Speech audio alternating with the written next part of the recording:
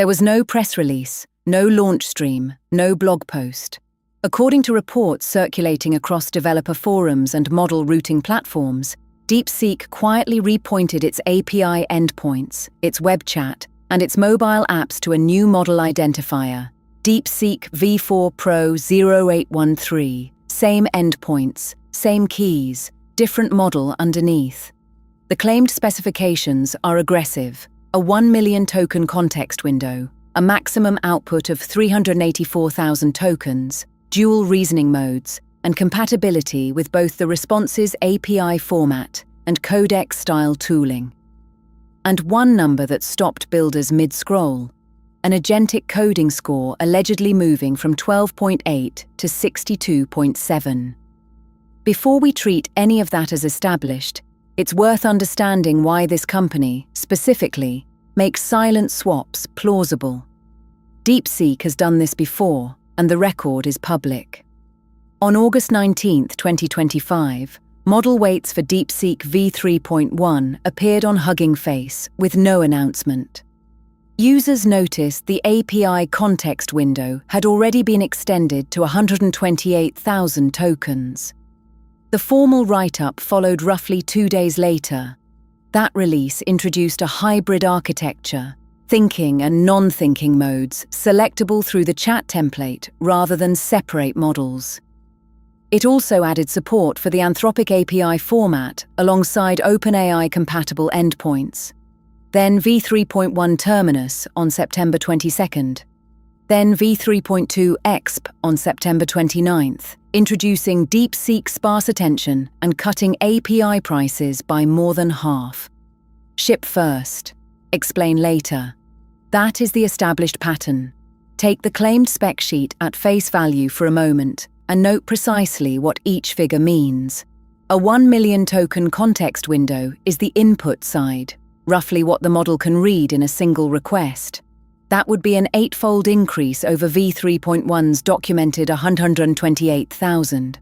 The 384,000 token maximum output is a separate measurement entirely. It governs how much the model can generate in one continuous response.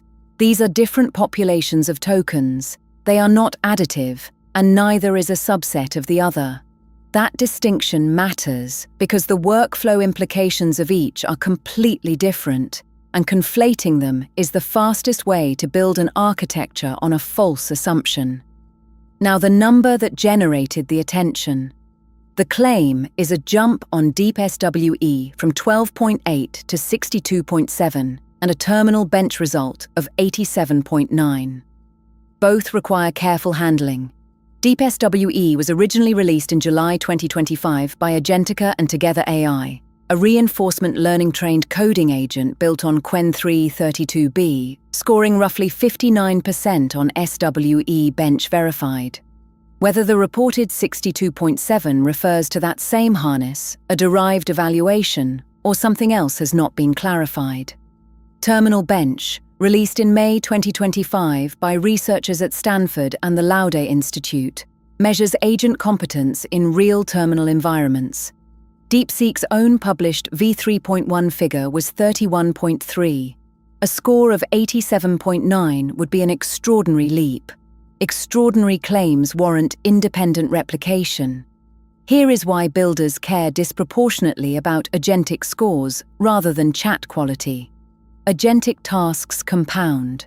An agent that succeeds on any individual step 90% of the time fails a 20-step task most of the time.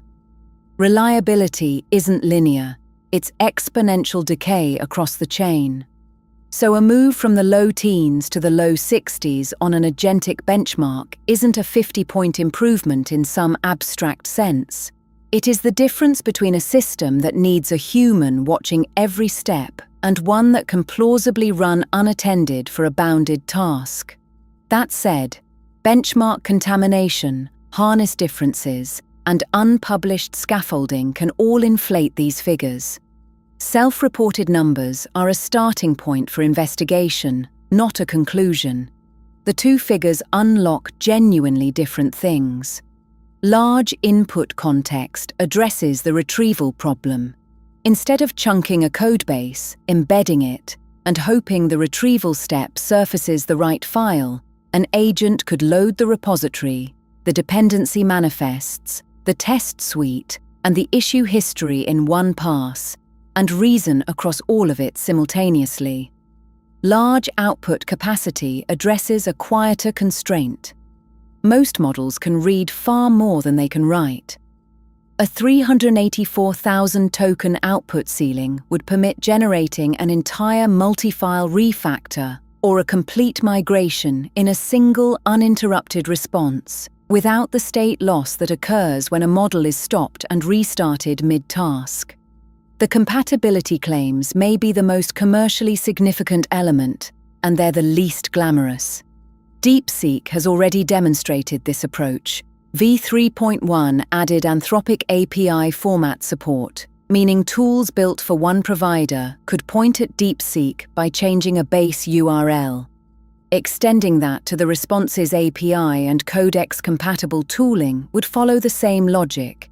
It reduces switching costs to nearly zero. No rewritten integrations, no new SDKs. That is a distribution strategy, not a research achievement. And historically, in this market, distribution has decided outcomes more often than raw capability has. Let's be precise about the evidentiary state. Documented and verifiable. DeepSeek's history of unannounced weight drops, its hybrid thinking architecture, its cross-format API compatibility, and its published v3.1 scores of 66.0 on SWE bench verified and 31.3 on terminal bench.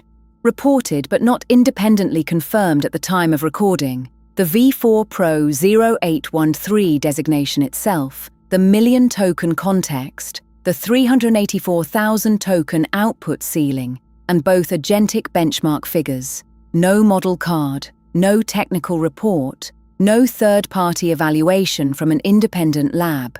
If confirmed, this is a significant capability release. If not confirmed, it is a reminder of how quickly unverified specifications propagate when a company has trained the market to expect silence. Step back from the specific numbers. The structural story is that a lab operating under export controls, releasing open weights and undercutting Western API pricing by an order of magnitude, has now conditioned developers to check endpoints rather than press releases for capability changes. That inverts the normal disclosure relationship. Users discover what changed after it has already changed underneath them. Mid-production, mid-deployment. For anyone running agents against a hosted endpoint, that is an operational risk, regardless of how good the benchmarks are. Pin your model versions, log your identifiers, assume the stack can move without notice. The claimed jump from 12.8 to 62.7 would represent one of the sharpest single-generation gains in agentic coding yet reported. It would also be, at present, an unaudited number attached to an unannounced model. Both things can be true. The appropriate response is neither dismissal nor amplification. It is replication. Run the benchmarks independently. Publish the harness. Compare against a pinned version. Until then, what we have is a pattern consistent with DeepSeek's documented behavior, a set of specifications that are internally coherent, and a benchmark delta that has not been verified by anyone outside the company. That is where the evidence currently stands.